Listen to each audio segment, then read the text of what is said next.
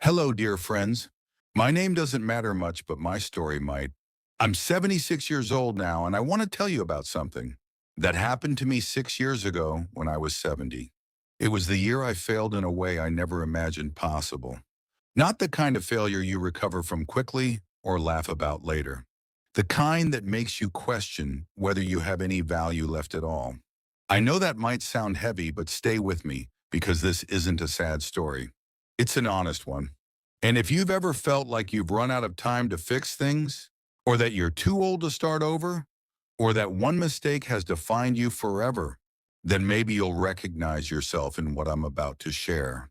When I turned 70, I thought I had life figured out. I'd worked for 42 years as a regional manager for a manufacturing company. I'd raised three children with my late wife, Ann, who passed when I was 64. I owned my home outright. I had savings. I had a routine. Every morning, I'd wake up at 6, make my coffee, read the newspaper, and feel like I was still the man I'd always been. Competent, reliable, in control. But something was missing. I didn't realize it at first, but retirement had left a hole in me. I missed being needed. I missed solving problems. I missed the feeling of purpose that came with work. My children were grown and busy with their own lives. My grandchildren visited occasionally, but they were teenagers, absorbed in their phones and their friends. The days felt long and quiet, in a way that started to feel more lonely than peaceful. So I made a decision. I decided to start a small business. Nothing too ambitious, just a consulting firm, where I could help small businesses with logistics and operations. I thought I'd be perfect for it. After all, I had decades of experience. I knew how to manage people and systems. I was certain this would give me the purpose I was looking for. I invested a significant portion of my retirement savings into this venture. I rented a small office space. I had business cards printed. I built a website with the help of a young neighbor who knew about computers. I was excited. For the first time in years, I felt like I was building something again. But things didn't go the way I imagined. The clients I expected didn't come. The few meetings I managed to schedule didn't turn into contracts. Younger consultants with flashy presentations and social media presence were getting the work I thought I deserved. I didn't understand the new business landscape. I didn't know how to market myself online. I felt invisible. Month after month, I watched my savings drain away, paying for an office I barely used and advertisements that brought no results. I kept telling myself it would turn around. I kept believing that my experience would eventually speak for itself, but it didn't. After 18 months, I had to admit the truth. My business had failed. I'd lost nearly $40,000. Money I couldn't get back. Money I'd need for the rest of my life. I remember the day I locked the office door for the last time. I stood there in the hallway with the key in my hand, and I felt something I hadn't felt in decades. Shame. Deep, burning shame. Not just because I'd lost money, but because I felt like I'd proven to myself and to everyone who knew me that I was no longer capable, that I was past my usefulness, that the world had moved on without me and I was too old to catch up. I didn't tell my children right away. I was too embarrassed. When they'd call and ask how the business was going, I'd give vague answers. I'd say things were slow but steady. I couldn't bear the thought of them knowing I'd failed.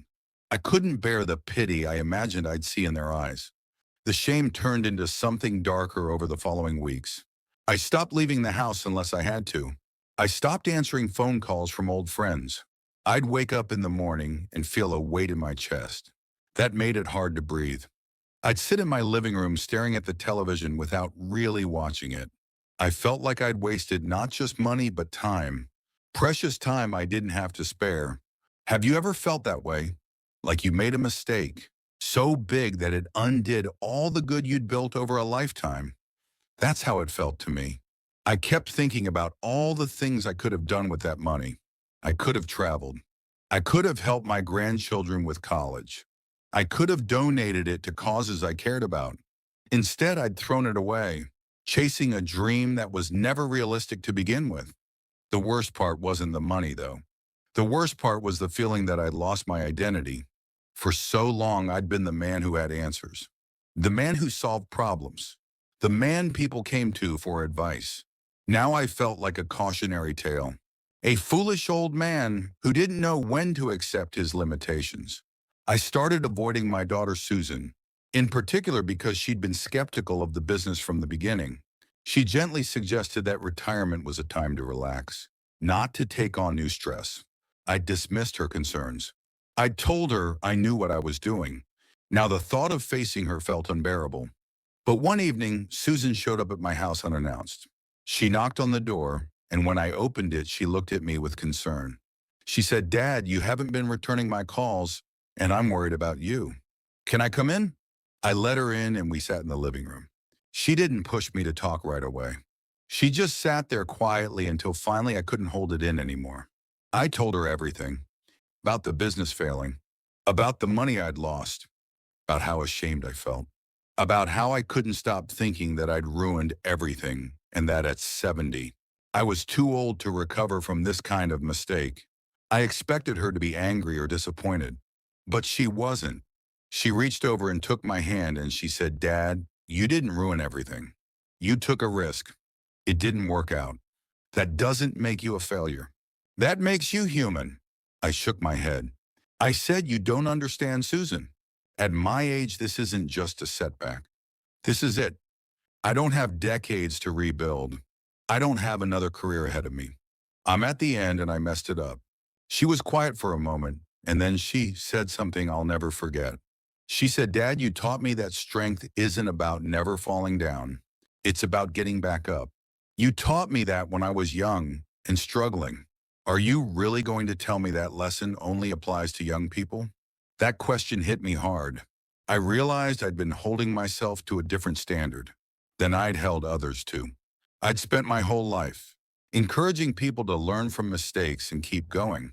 But when it came to my own failure, I decided I was beyond redemption. Still, it wasn't as simple as flipping a switch. Hearing Susan's words helped, but it didn't erase the shame or the fear. Over the following weeks, I kept replaying my mistakes. I kept thinking about all the warning signs I'd ignored. I kept wondering if people were talking about me. If they were saying, "Poor John, he really lost it in his old age." Then one morning I woke up early as I always did, and instead of making coffee and sitting in front of the television, I put on my coat and went for a walk. I didn't plan it. I just felt like I needed to move. I walked through my neighborhood as the sun was coming up, and I started noticing things I hadn't paid attention to in months. The way the light came through the trees, the sound of birds, the cool air on my face. It was such a small thing, but it shifted something in me. I realized I'd been so consumed by my failure that I'd stopped experiencing the world around me. I'd stopped noticing the morning. I'd stopped feeling alive. I kept walking every morning after that, not because I thought it would solve my problems, but because it gave me something to do, something that reminded me I was still here, still capable of putting one foot in front of the other. Slowly, very slowly, I began to think differently about what had happened. I started asking myself different questions. Instead of asking, "Why did I fail?" I started asking, "What can I learn from this?" Instead of asking, "How could I be so stupid?" I started asking, "What do I need to do now to take care of myself?" I realized that part of my shame came from pride. I'd built an identity around being competent and self-sufficient, and when that identity crumbled, I felt like I was nothing. But the truth was, I'd always been more than my competence. I'd always been more than my successes. I was a father, a grandfather, a friend, a person who'd lived a long life full of love and loss and learning. The failure didn't erase any of that. It just added another chapter. A harder chapter maybe, but still just one chapter in a much longer story. I also started being more honest with people. I stopped pretending everything was fine. When old friends asked how I was doing, I told them the truth. I told them I'd tried to start a business and it hadn't worked out. I told them I was struggling with the aftermath. And you know what? Most of them responded with kindness. Some of them shared their own stories of failure, stories I'd never heard before, because we'd all been too proud to talk about them. One friend told me about losing money in the stock market years ago. Another told me about a business partnership that had ended badly. These were people I'd known for decades. And I'd never known they'd face these things because we'd all been so focused on maintaining an image of strength and success. I began to understand that failure wasn't as rare or as shameful as I'd believed. It was part of life, and hiding it didn't protect me. It just isolated me. Around this time, my son David invited me to his house for dinner. During the meal, his teenage son, my grandson Marcus, asked me about the business. He'd heard bits and pieces, and he wanted to know what had happened. I hesitated, but then I decided to tell him the truth. I told him I'd invested a lot of money into an idea that didn't work. I told him it had been really hard to accept. Marcus listened, and then he said, "Grandpa, does that mean you're not allowed to try things anymore?" His question caught me off guard. I said, "What do you mean?" He said, "Well, you tried something and it didn't work, but you're still here, right? So are you just going to stop trying things?" Out of the mouths of young people sometimes comes the clearest wisdom. I realized that's exactly what I'd been doing. I'd been acting like the failure was the end of my story, like I should just retreat and wait out the rest of my years quietly. But why? I was still alive. I still had time. Maybe not decades, but years. And those years could still hold meaning if I allowed them to. I didn't start another business. That wasn't the right path for me.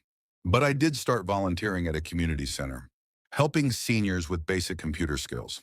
It was something small, but it felt good to be useful again, to share what I knew, to connect with people. I also started being more present with my grandchildren. Instead of waiting for them to visit me, I reached out. I asked them about their lives.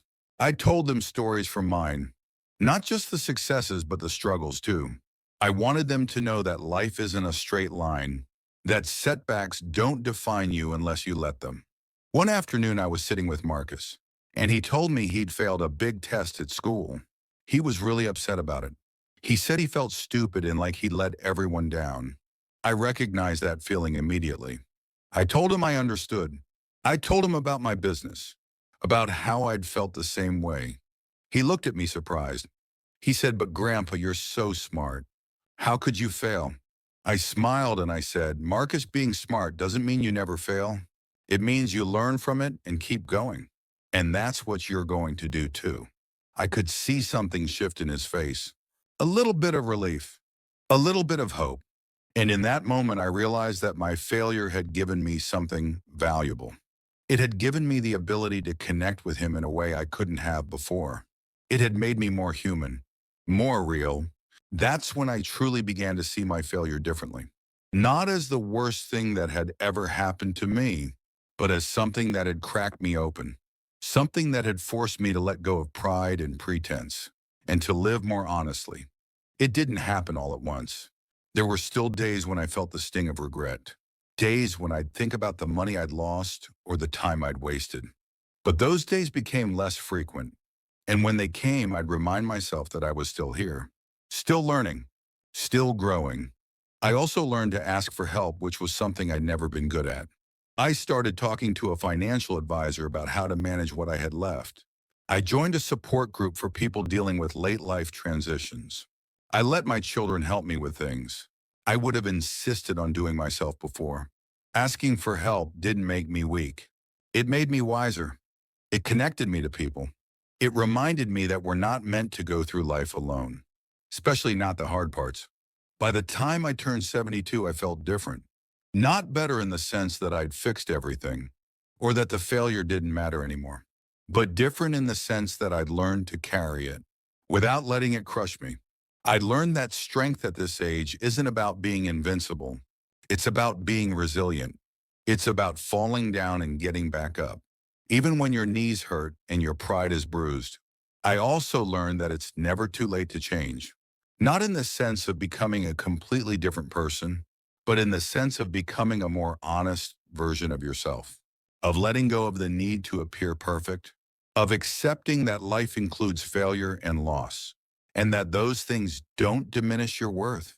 Now at 76, when I look back on that time, I don't see it as the worst period of my life anymore. I see it as the period when I became more fully myself, when I stopped performing and started living. When I learned that dignity doesn't come from never making mistakes, it comes from how you respond when you do. I think about you listening to this. And I wonder if you face something similar. Maybe not a failed business, but some other kind of loss or disappointment. Maybe a relationship that ended badly. Maybe a decision you regret. Maybe a dream that never came true. Maybe you're feeling right now like it's too late to recover, like you've used up all your chances. If that's you, I want you to hear this. You haven't used up your chances. You're still here. You're still breathing. You still have time. Maybe not as much time as you'd like, but enough time to live with more honesty and peace and courage than you have before. Failure at 70 or 80 doesn't mean you're finished. It means you're human. It means you took a risk or made a choice, and it didn't work out the way you hoped. That's all. It doesn't erase the life you've lived. It doesn't cancel out the love you've given or the things you've accomplished. It's just one part of a much bigger story. And here's what I've learned.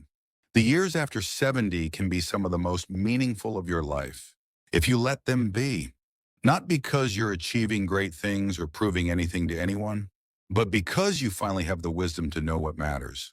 To know that connection matters more than success. That honesty matters more than image. That kindness matters more than being right. You don't have to be perfect. You don't have to have it all together. You just have to keep showing up. Keep trying. Keep being honest with yourself and the people you love. I still make mistakes. I still have days when I feel old and tired and irrelevant. But I also have days when I feel grateful. When I sit with my grandchildren and share a meal and feel connected to something larger than myself. When I wake up in the morning and take my walk and notice the beauty of the world around me. When I help someone else and remember that I still have something to give. That's what overcoming failure at 70 looked like for me. Not a triumphant comeback. Not a dramatic redemption story. Just the quiet, ongoing work of choosing to keep living with honesty and hope. So if you're carrying something heavy right now, if you're feeling like you've failed in a way that can't be undone, I want you to know that you're not alone. I've been there. Others have been there. And we've found our way forward. Not by erasing what happened, but by learning to live with it. By being gentle with ourselves. By accepting help. By staying connected. Your life isn't over. Your story isn't finished. There are still chapters to write. Still moments of grace to experience. Still love to give and receive. Still mornings when the light comes through the trees and reminds you that you're still here and that still matters. Thank you for listening to my story. I hope it's given you something. Not answers necessarily, but maybe a sense that you're not alone in your struggles. That failure doesn't have to be the end. That strength can look like vulnerability. That starting over can happen at any age. Take care of yourself, dear friend. Be gentle with your heart. Keep going. The road ahead may be shorter than it once was, but it's still worth walking. And you're still worth every step.